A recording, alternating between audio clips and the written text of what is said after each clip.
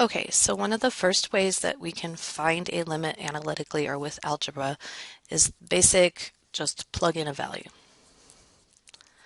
And this you can do when the function is continuous. So an example would be the limit as x approaches 2 of x to the fourth.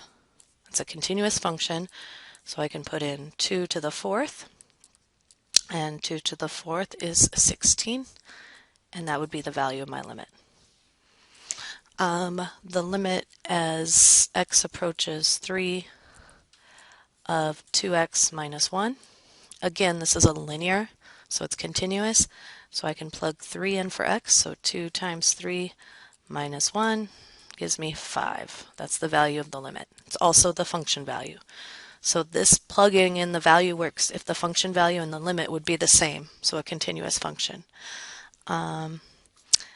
This, and the limit as x approaches negative 3 of 2 over x plus 2.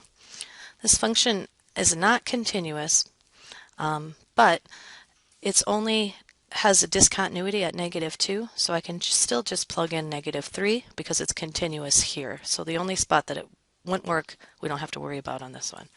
So I put 2 over negative 3 plus 2, so I get 2 over negative 1, which is negative 2. You can do this with lots of different functions. I could do this with a trig function. The limit as x approaches pi over 4 of tangent of x.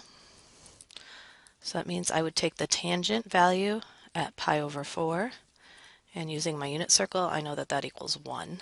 So that's that value. You could do the limit as x approaches pi over 3 of the cosine of 2x.